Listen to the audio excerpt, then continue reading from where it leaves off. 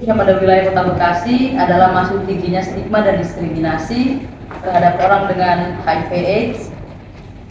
Dan diskriminasi ini dapat ditemukan secara marak pada kehidupan privat maupun publik, terutama sekali pada pelayanan untuk populasi kunci tersebut. Seperti pelayanan dasar yang seharusnya berlaku adil, tidak diskriminatif, dan bebas dari prasangka. Beberapa sektor yang pernah diidentifikasi oleh kelompok masyarakat sipil seperti dalam sektor kesehatan, sektor rumah tangga, dan sektor pendidikan, juga sektor pekerjaan, dan juga sektor keadilan. Sejak tahun 2005, komunitas telah banyak melakukan upaya-upaya advokasi dengan berbagai cara. Permasalahan yang sampai dengan saat ini belum terselesaikan adalah terkait optimalisasi peran pemerintah dalam menjalankan program pencegahan dan penanggulangan AIDS di Kota Bekasi yang berdasarkan kebijakan pemerintah dibantu oleh Komisi Penanggulangan AIDS dalam pelaksanaannya termaktub dalam pasal 13 Perda Kota Bekasi nomor 9 tahun 2009. Namun pada kenyataannya hal tersebut masih belum terrealisasi dan terkesan seperti krisis kepedulian pemerintah terhadap isu HIV yang semakin dirasakan bahkan sampai dengan saat ini.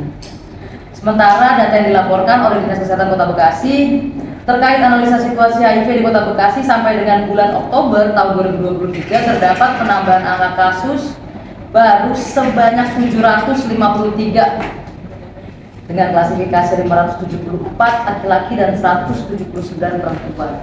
11 diantaranya adalah bayi berusia di bawah 4 bulan atau kita sebut bayi yang terlahir HIV positif. Secara kumulatif tercatat sebanyak 5.213 orang positif HIV ditemukan. Di tahun ini jika diproyeksikan sekitar 753 orang dengan HIV baru di Kota Bekasi yang jika kita hitung rata-ratanya per bulan mencapai 75 orang tertular HIV setiap bulannya.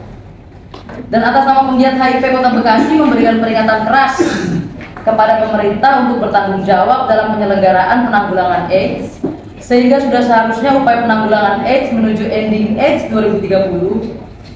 Hal tersebut harus didukung dengan regulasi dan anggaran yang sesuai demi mewujudkan 3-0 elimination. Kepada pemerintah Kota Bekasi, penggiat mendesak kembalikan peran pemerintah daerah khususnya KPA Kota Bekasi sehingga kolaboratif governance melalui strategi kolaborasi pentahelix atau pelibatan multi pihak dalam penanggulangan HIV/AIDS di Kota Bekasi untuk mencapai ending AIDS 2030 dapat berjalan efektif. Yang kedua, pemerintah Kota Bekasi sesegera mungkin memposisikan organisasi masyarakat sipil sebagai mitra strategis pembangunan daerah, mengingat banyaknya bentuk dukungan atau kontribusi pada program pencegahan dan penanggulangan HIV/AIDS demi mencapai ending AIDS 2030.